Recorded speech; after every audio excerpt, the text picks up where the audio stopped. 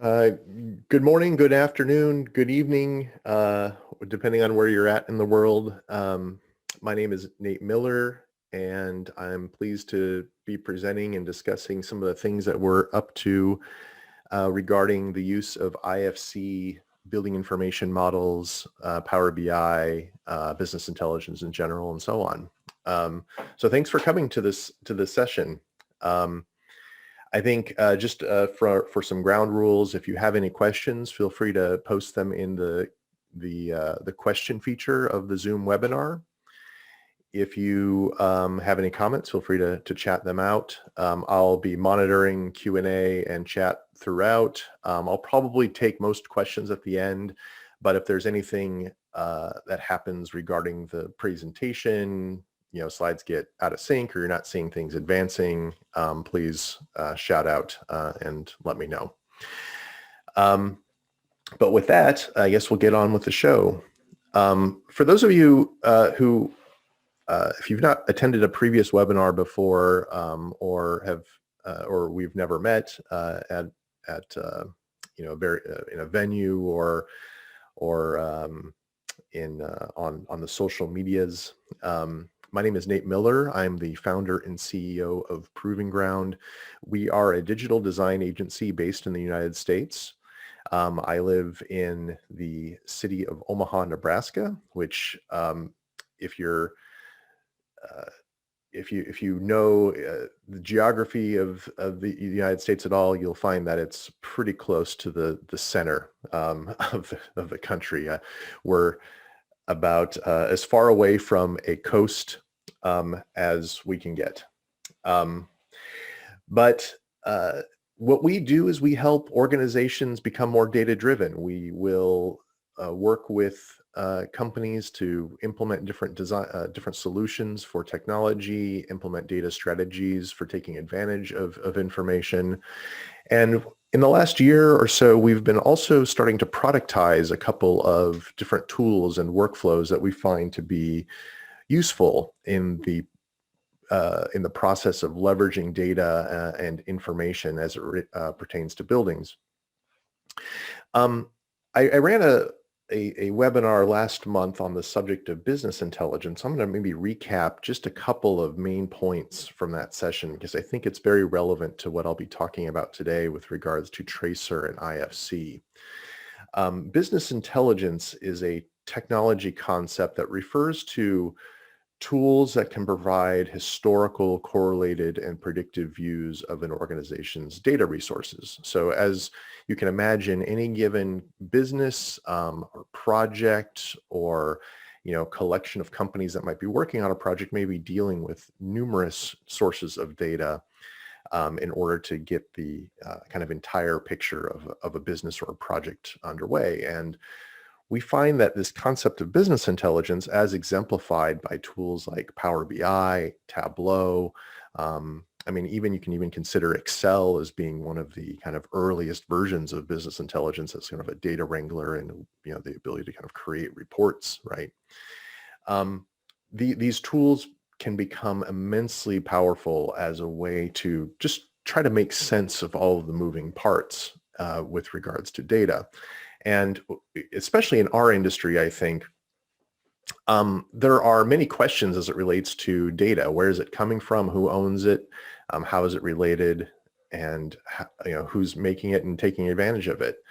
If we look at any given project, any given business that operates in our industry, we're at any given point in time, I believe, dealing with dozens, if not hundreds, of different sources of data that might come in the form of Excel spreadsheets, building information models, drawing sets, PDFs, Excel spreadsheets containing costing information, databases, either kind of internal or online. And these data sources are always kind of in motion. They're growing and shrinking and changing as a project evolves. And then as we look at who kind of owns the data, who's responsible for it, we also see that there is this sort of changing setup of data ownership as we progress here. And at any given point in time, you might have data handoffs and someone else might become responsible for a data set. some people might retain ownership of a data set.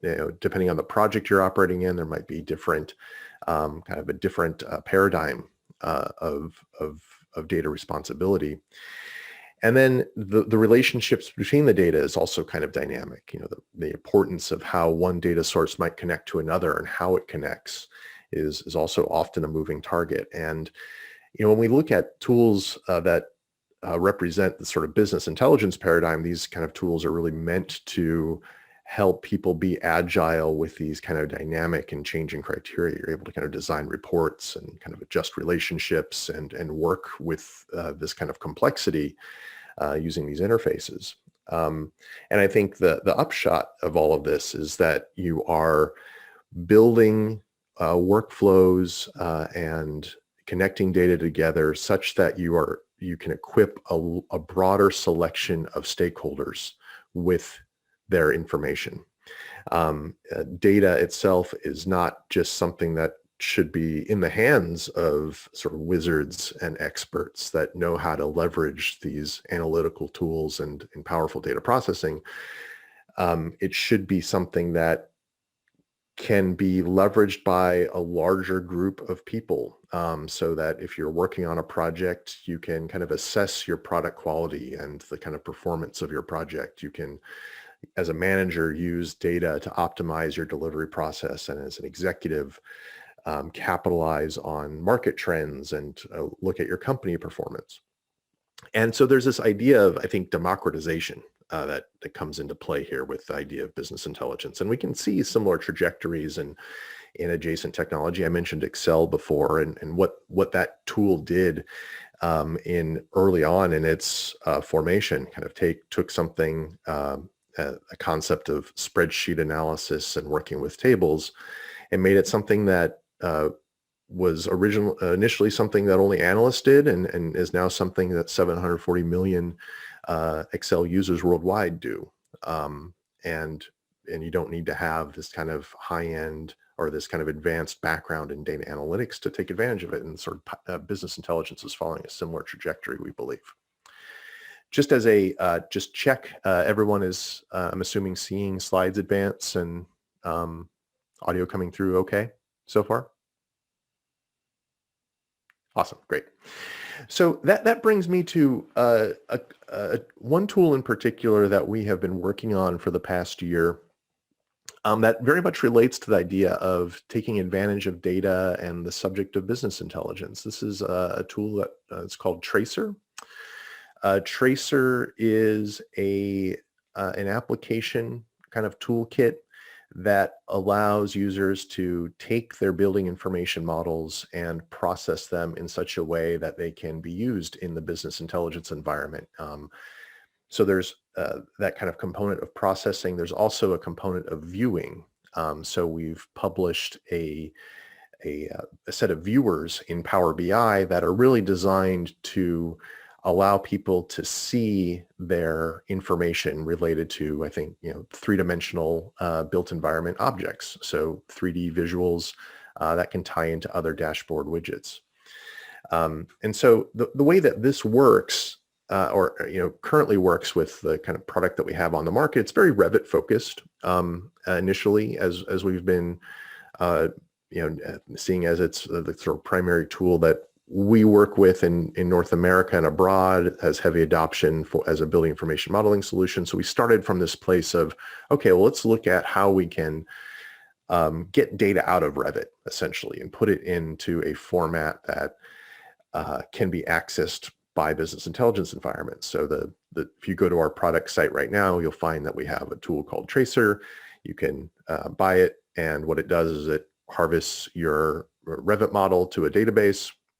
Then you can view and kind of access that data from Power BI and use our visuals to look at the data and start to create analytical tools and workflows.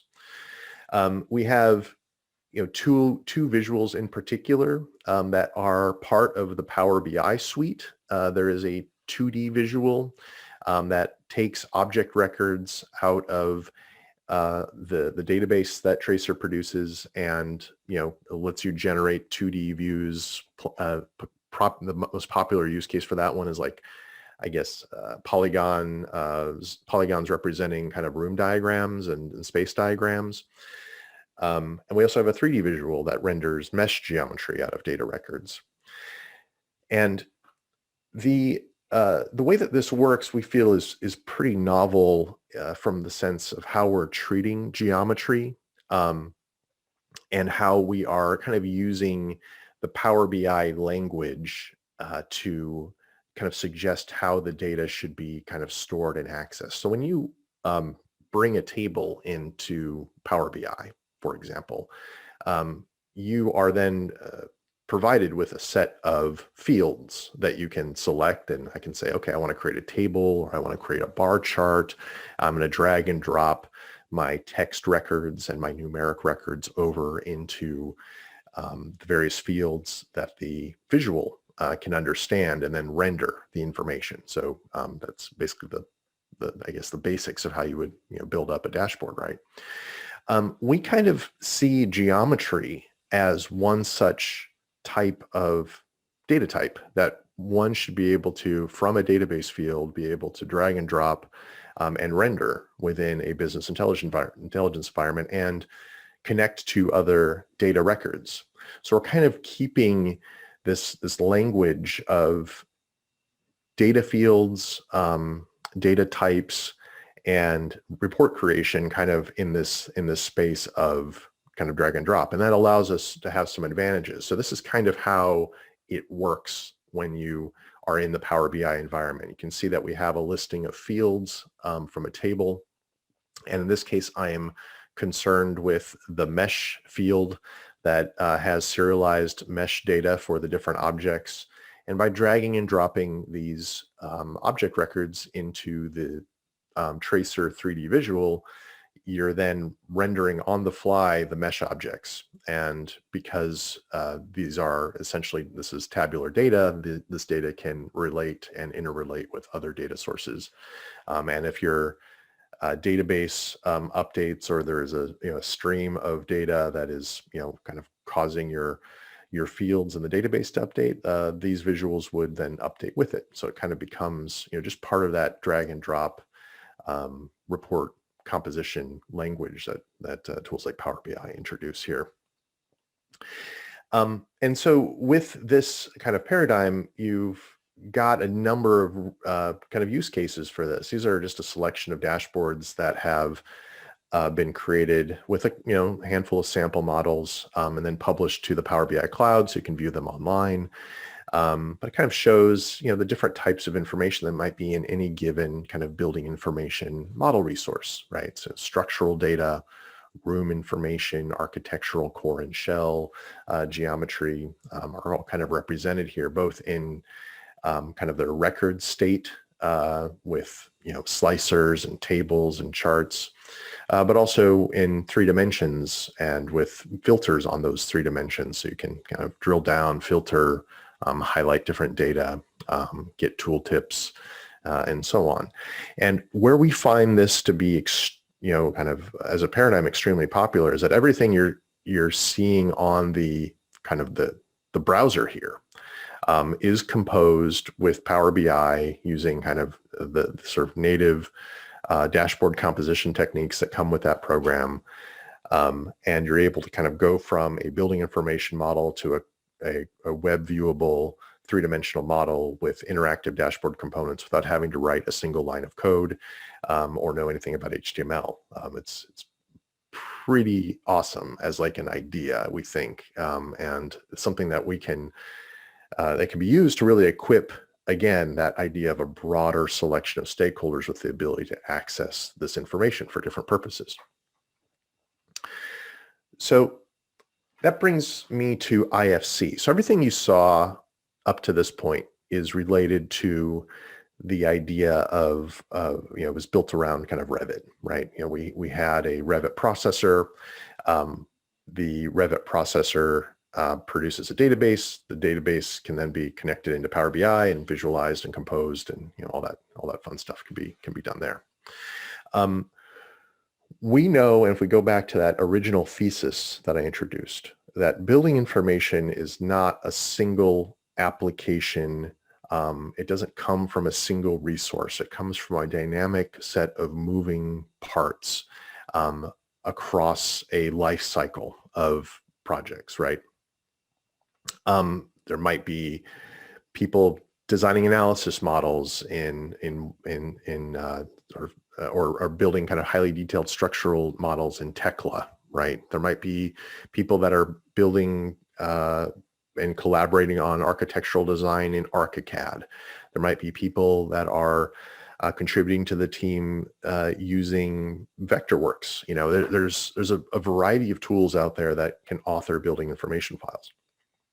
And where we kind of see an opportunity here is to build on these concepts and then say, okay, well, can we start to support open formats that many applications can read and write from?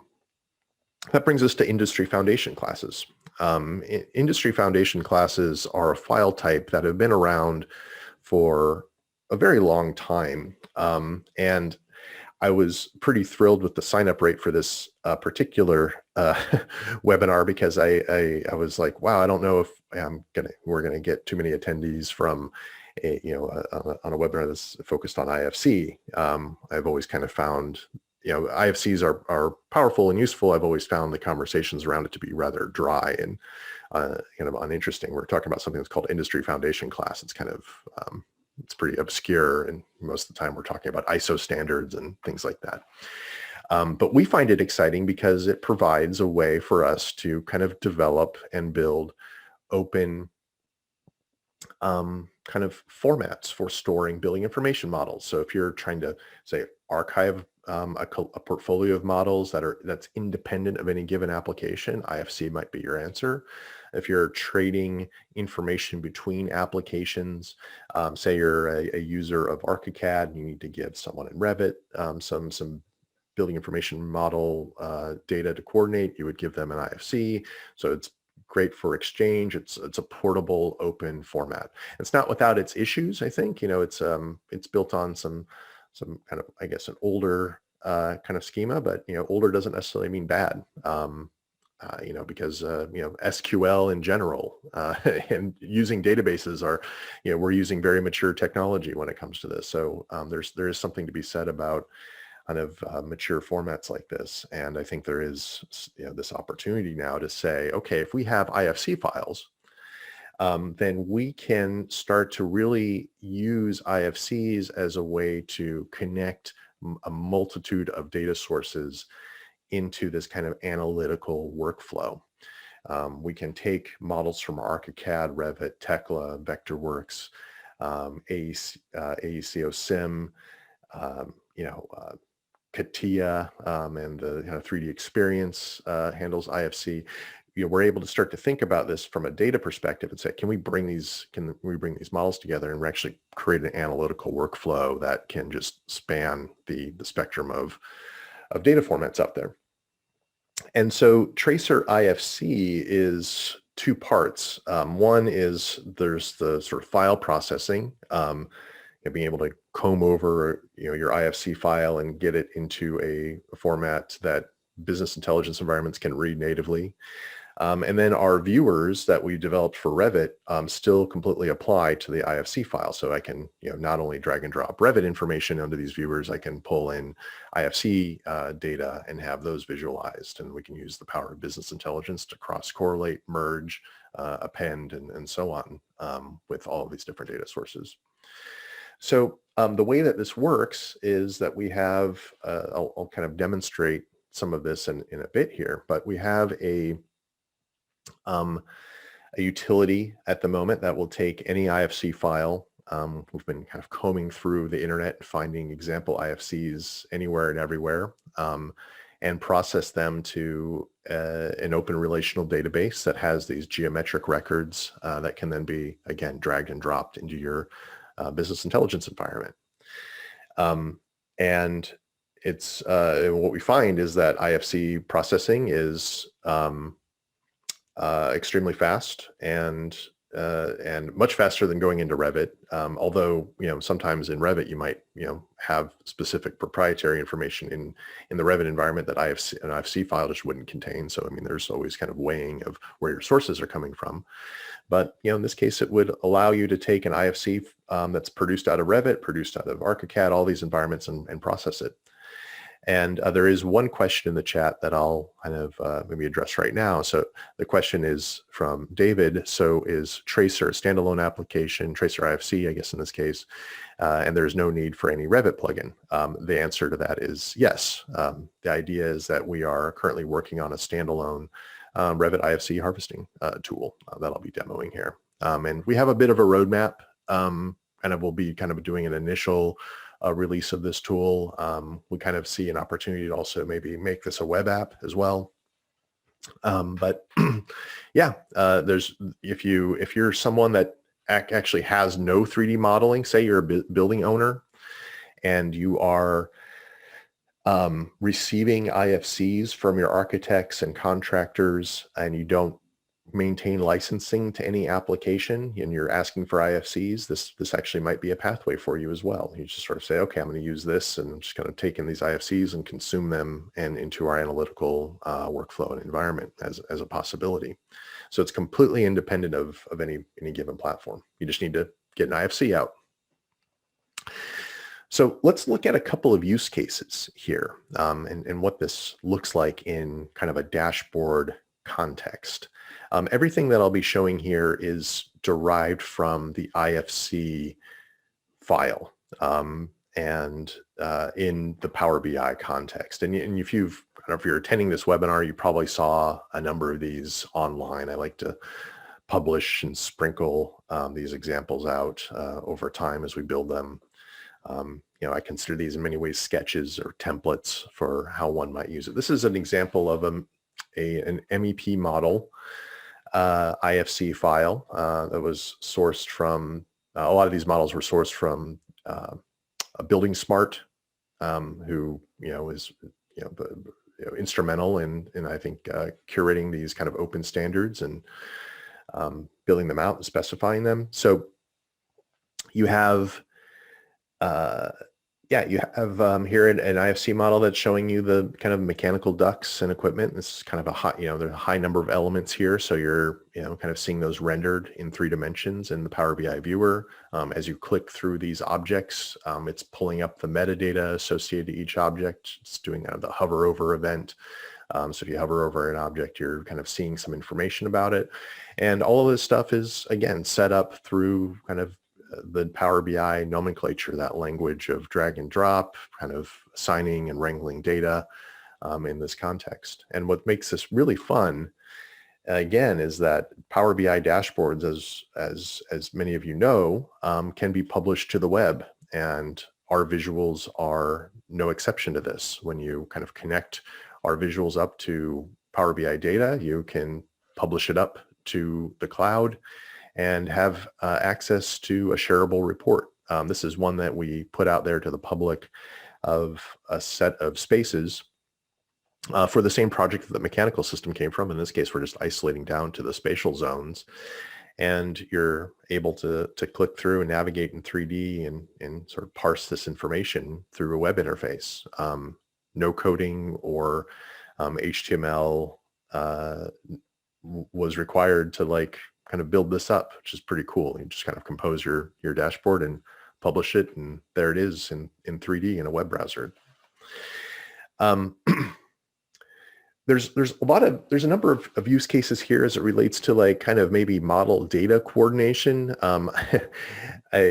We've had people kind of joke oh, it's kind of like Navisworks inside of Power BI, where it's not doing clash detection or anything like that. But what you can do, because we're talking about element data and we're talking about datafying these IFC models, is that you can bring in a multitude of models into the same environment and overlap them, merge them, and append them, because you're essentially treating these model objects as data records.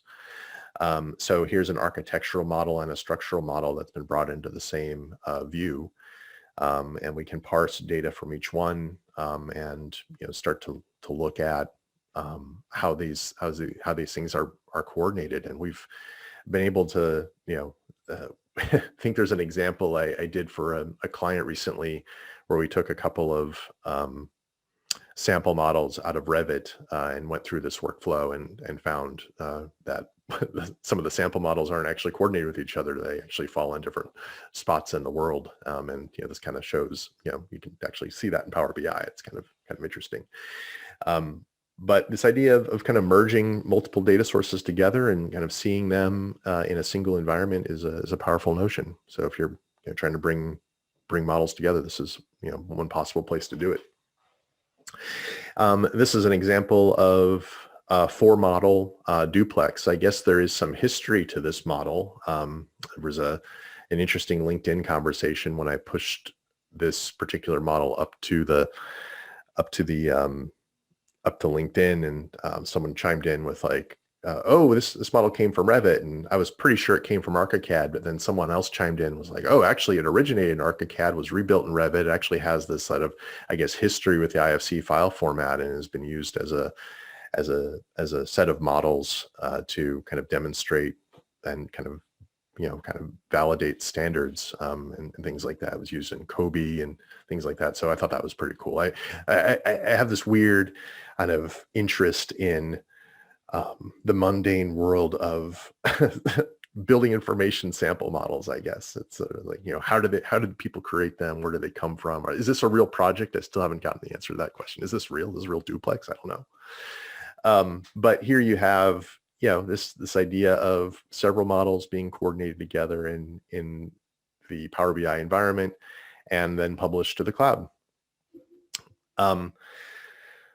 So there was a question here. What IFC schema version can be used? We're using IFC 2x3. That's where a lot of the sample models that we've been working with are coming from. I think it might be worth trying, and we can certainly give IFC 4 and that schema a try. Yeah, we'll be, the idea is that 2x3 seems to be the most commonly used at the moment. The other question is, have to jump to another meeting. Will the recording be available to watch later? Yes, this meeting is being recorded, so we'll have this up on YouTube when we're done. Likely this afternoon, my time sometime. So a little bit about the product roadmap. Right now, we're getting into beta testing. We have reached out to our current customers of Tracer for Revit, gotten some response back of people that want to be beta testers. So we've kind of opened it up to current customers. I'll be following up when this recording is available with folks that attended this webinar with information on how you can become a beta tester. We'll ask a couple of questions by way of a survey, what your interest is, and we'll give you access to the beta for the month of July. We have already a number of resources up on our website for the beta, including an example dashboard that you can navigate live in the browser. We have a number of Power BI template files which can consume the IFC data that our tool produces, and a tutorial on building out an IFC, basically going from IFC file into Power BI. So we're starting to really build out that documentation. We feel that one of the things that we're very passionate about as a group that has done quite a bit of consulting and worked with clients on these data issues is that documentation and really providing ways to learn processes is important. So we're trying to bring that to the table with all the products that we make. And then we're going to be looking for that initial kind of application product release in August. With the tools already in a really good spot, it's already providing value to us as a group here, and we're starting to, wanting to get this kind of first version out as quickly as possible, and so our kind of current customers can take advantage of it, and also provide more options for people to get to take advantage of the technology we're building here. So what I thought I would do is maybe just do a quick demo of some of this stuff. So maybe what I'll start with is just the application itself. And I'll minimize a bunch of this stuff. So you should be seeing my desktop here. And I'm going to open up the IFC tool. We have a tutorial posted online that's going to go through a number of these steps, but I thought that would be useful to maybe take a bit of a risk and do a live technology demo of beta software for an audience. And those always go well. But I'm going to go ahead and click on this idea of setting a file path to an IFC. I'm going to use this small file for processing at the moment. But what you'd see is it opens up the IFC and you're able to get the contents, basically get an itemized set of records from the IFC file. So if you are only interested in one type of element category over another, maybe you're only just interested in, say, spaces, or maybe you're only interested in the slabs of the model or the wall, you have that kind of opportunity to say, like, okay, I only want to get certain types of element data. Or if you have it all checked, it'll get everything out of the model. So you can kind of be selective with this. You can also choose to include 3D meshes or not. Some people just might want to use the data workflow of this kind of harvesting process on its own, and might not do any three-dimensional visualization, but so you have that option to turn that on or off as well. And what you're able to do here is simply go to navigate and save out that data. And what it's going to do is it's going to push that information to a database file. In this case, we're using SQLite. It's a standalone, again, portable database file. That doesn't require a client server infrastructure or anything like that. So that's kind of what we're kind of supporting with just the sort of standard install. We do have and have been building with a number of our clients kind of a proper client server centralized infrastructure, but that's a little bit more intensive, not as easy to sort of deploy from a web download. But this is kind of the web downloady version, kind of just a compact and portable self-contained system of getting data out. But what we're able to do here is then go into a place like Power BI and access that information. And what we've done as part of the beta and as part of our documentation, we have a number of resources like this available for the Revit version as well, but we are big fans of Power BI templates. One of the things that we like about Power BI and sort of the templates in particular is that you shouldn't need to start over on a dashboard every single time you work. You might have some common views in your data that you're interested in, some common activities, and templates can be a great way to create these reusable report structures. And in this case, where you have a growing list of IFC focused templates that will let you kind of explore your data. So I'm going to use this Data Explorer template here and click on Open. And what this is going to do is it's going to say, hey, got the templates opening up, and it's going to ask me for a file path here in just a second as Power BI opens.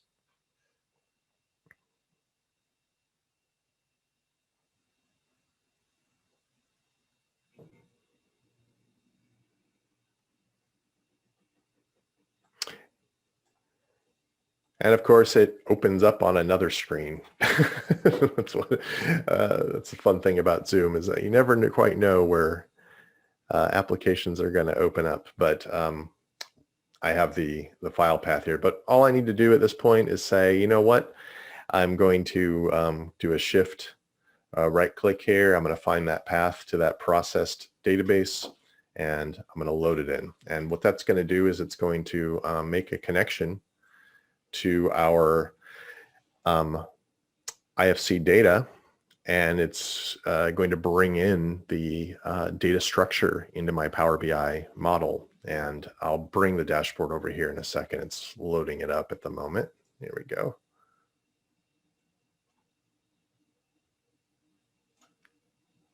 Make that bigger. So what that has done is that, this is that architectural duplex model. And the way that this Power BI template is set up is it's set up to access the different tables, show a demonstrator of the different tables that are in this model. You can see that we have a document table, an element table containing element records of each of the elements, and then we have property tables that store text, numeric, and integer values associated with these objects. And this 3D view then provides us with a 3D navigation of some of these records. You can see that we're bringing in the mesh geometry over here into these fields, and it's rendering them. If I take that away, the viewer becomes unsatisfied, and if I want to bring it back, I have this mesh field here where I can just say, okay, bring that over into geometry or ID, and the viewer then renders those records. Objects are kind of selectable, so this kind of cross filters and brings up information pertaining to the selected object. So up here you kind of have this IFC, this is a space object, and so when I have that object selected, it is parsed out my parameters. So here are the text codes and properties related to that space object. Here's the area, perimeter, and volume. Here are the base offsets, and so on. It's all kind of all there. And then if I wanted to also kind of filter, again, these objects, find the IFC members, for example, there's some, I guess those are some railing sections, or if I want to turn on the railings themselves, so they are, start to filter these down. There are the stairs, stair flight, maybe. There we go. And then, you can just keep kind of building this out. There's a wall, IFC standard wall case, right? So all of these things are, filterable. And then the kind of style of the visual can also be edited and overridden as well. So this is actually the same viewer that comes with our Revit plugin. It's using the same data inputs, but it's all a matter of where the source data is coming from, which is kind of neat. Sort of nice reuse factor there. But if you're familiar with this visual, if you wanted to do something like, hey, I actually want this to be orthographic, or I want this to be perspective, I want to change shading mode to be like kind of more soft shadow based, kind of create that kind of ambient occlusion look and feel to everything as well. So you have this, and you also have this ability to kind of override colors and kind of create color schemes for these different objects. So if I wanted walls to be kind of gray instead of this green, and let's see, standard wall case there, we'll do that maybe a slightly darker gray, for example. So there's this kind of ability to kind of edit things on the fly and change things up in your dashboard. And these templates also expose different relationships that are kind of drawn between the tables, and so on. And one of the benefits here is that as you're working, right, I always like to bring this back to that topic of democratization, and why someone would make a dashboard like this, right? So let's say you're trying to communicate object quantities or areas or kind of construction progress and things like that to a variety of different stakeholders. So you can start to really build up this type of template, build up your presentation, and then bring it to the cloud. So here's the IFC beta site. We have a couple of sample dashboards up there right now. This is the space one I showed you before, but here is that duplex model rendered in the Power BI cloud. So this is a report rendered in the browser, uses WebGL 2.0. So Firefox and Chrome are your friends in this case when it comes to that support for that type of 3D information. But what you can do is, again, within the browser, start to filter and understand your building, and you can start to isolate different components in the browser, and then if this is my account environment here, if I then wanted to create a public facing link or share it with a larger group of people, this is the sort of published version of a spatial one. So here you can see these are IFC spaces presented in the browser through our tracer tool with Power BI. And again, that trajectory is, I would consider as a matter of experience and a matter of kind of understanding what to do, what you need to know in order to take advantage of this is, in some ways, the basics of Power BI. and kind of an understanding of the type of data that's available to you through these information models. And you can use these kind of no code interfaces to get to this type of result. So I'll pause here maybe, and looks like there's another question that came through. Someone highlighting that they're using the IFC4 schema. It's great feedback. We'll kind of take a look at that further, do some testing on that schema in particular. I know that the libraries that we're using to read IFC support IFC4, so that's good. We just need to maybe do some testing continue testing during our beta process here. Tracer translates the IFC Revit model into SQLite and provides Power BI templates. Is this correct? Yes. So we are providing, yes, through the website, the Power BI templates that I just showed. And those are in many ways meant to be shortcuts and helpers. You can build dashboards up from scratch because what it comes with are standalone visual tools that let you, build up your own kind of dashboard from scratch. So there's no kind of, you don't have to use our templates if you don't want to. You can, build your own. And we have a number of tutorials for that as well. So one of the things that we're very passionate about is creating useful documentation that can bring people along. So here, for example, are our video tutorials that we've been building out. There's a workshop we ran back in March as one of these webinars that you can check out start to finish on some of the building up of some Power BI views. This is getting started with the Revit model processor, visualizing rooms and creating dashboards that way. Things you can do to connect to the SQLite data source, and so on. A lot of different stuff here. Styling and all that stuff is available here. That's a good question. Finding data limits to Power BI similar to Revit. Does IFC potentially reduce data amount? I would say yes, in some respects. So when compared to a Revit export, Power BI or IFC is in some ways kind of a leaner set of building information to work with. So the data volume does go down for sure. There inside of Power BI, there are kind of limits in terms of how much data can be stored in a single record, which we've actually started to build and overcome through our templating process. So what you kind of see in Power BI is that a mesh, when you load an object into the Power BI environment, any one of these records I think has a maximum character limit of 32,766 characters, which can be problematic if you have a high volume mesh. But one of the ways you can get around that is where templates become really powerful is that you can combine fields together into a much longer string of characters. This is kind of getting into some technical nuance that I've had my head in for a while, but we've been finding that meshes tend to be much lighter weight when processed through IFC.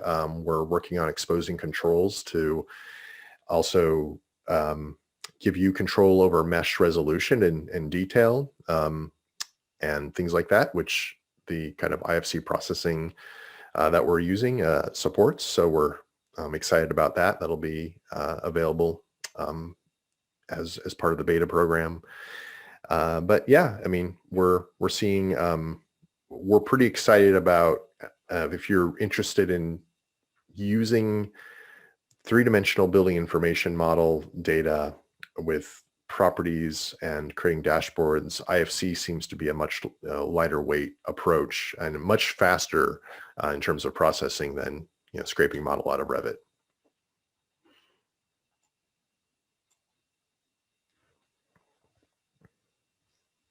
Oh, good question.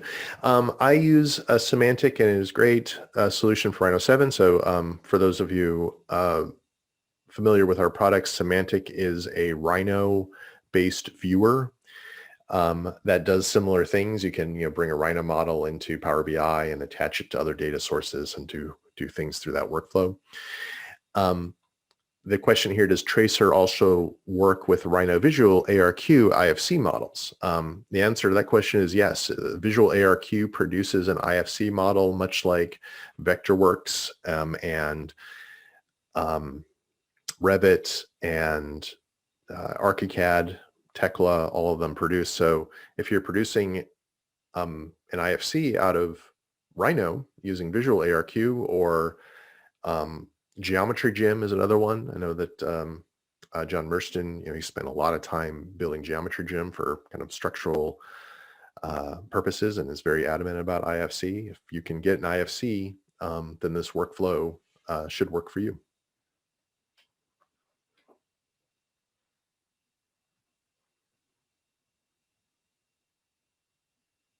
Other questions?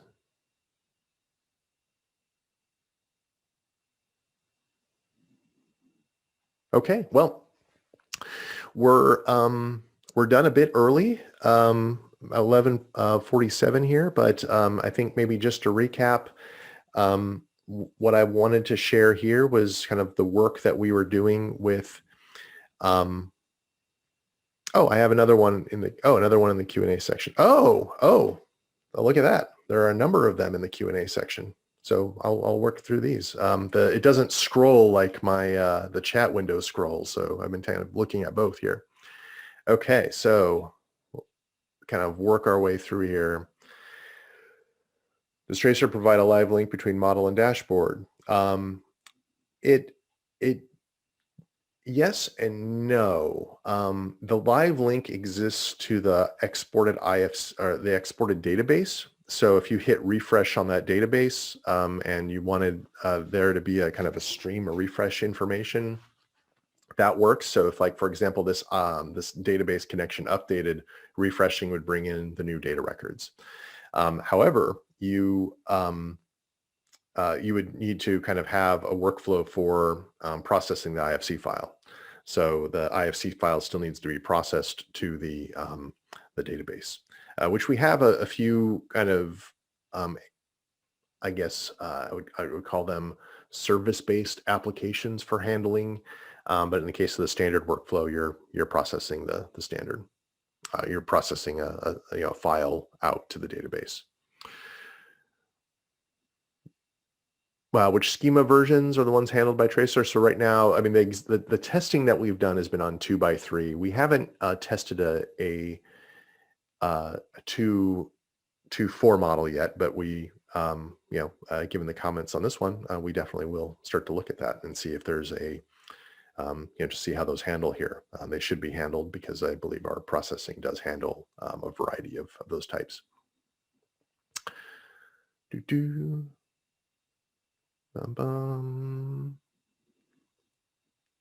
Oh yeah, what does the mesh function do under the element table? I kind of covered that a little bit. The mesh piece is a concatenation of longer mesh strings. So there's a mesh field, and this is to kind of get around a Power BI data load limit. But this is a default field that comes in, and what we're doing is some post-processing on it, so Power BI can handle much longer records of data for larger meshes.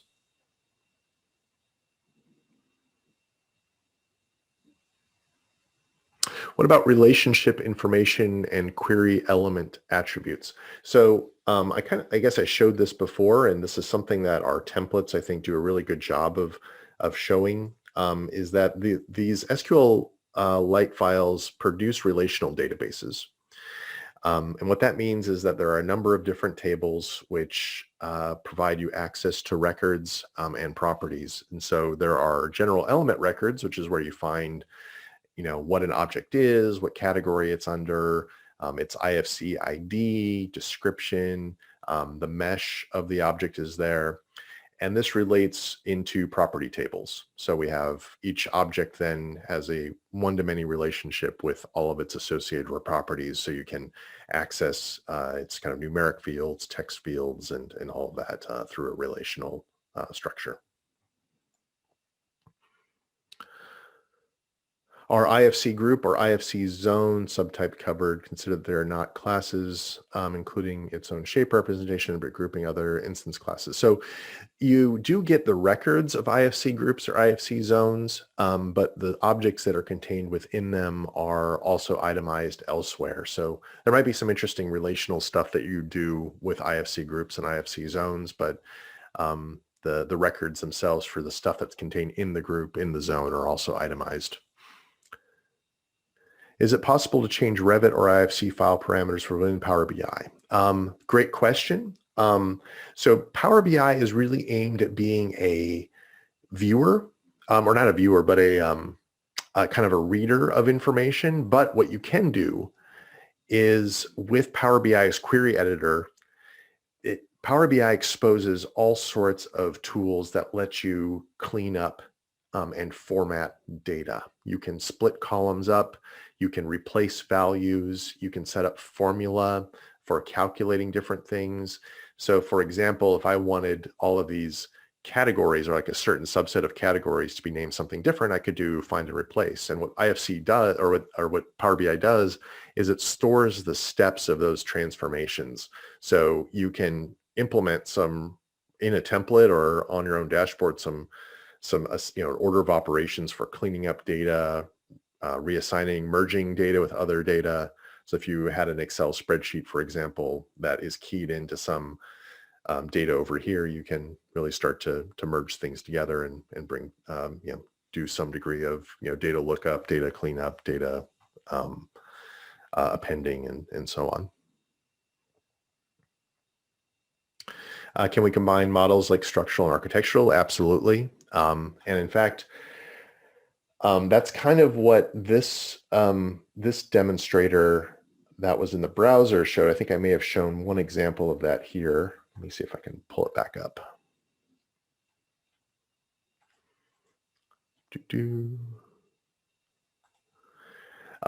We have an example here. This is an architectural and a structural model. And what we've done is we've taken records from the architecture and structure model, basically merged them together into a single view.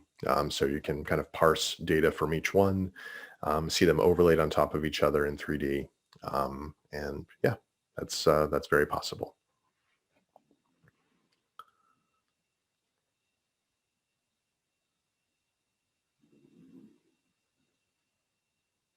IFC data models contain a huge number of relationships like containment and connectors between elements, assign elements to CAD layers. So yeah, that stuff is there. I think I guess we're not capturing every single one of those relationships. We're not trying to be, I guess, Celebri in a way, but for sure, like, one of the things that we've done with the Revit processing is that we are able to kind of get containment and those types of things out. We'll be looking at similar things with IFC. But yeah, you're right. There's a lot you can do with IFC from a kind of a rule-based model checking perspective. But there's, just stuff that we're doing here, which is kind of getting data out and providing ways of kind of viewing and managing kind of element records. But that's a great point in terms of the kind of embedded relationships here. Yeah, well, and maybe this one question here, going back to beta testing, and I'll kind of end on this slide. Boop, boop, boop. Beta testing. What I'm going to do is, as part of since you signed up for this webinar and we have a recording of this webinar that will be made available, what I typically do is follow up with the attendees to let you know that the recording is available. And what I'm going to do is include information about our beta program so that you're able to try things out, sign up. So those details are forthcoming. We've reached out to current customers of Tracer for Revit already, and I've gotten some sign up there. And we'll be then, after people sign up, we'll be then contacting everyone with a link to the toolkit that you can use to try things out. But thank you very much, everyone. It was a pleasure kind of reviewing what we're up to on the subject of IFC and business intelligence. and how we're trying to use our tracer toolkits to help people take advantage of their data and their building information. Great Q&A. Thanks for contributing questions, and hopefully you found this to be a compelling demo and interesting for your workflow. So we'll talk soon.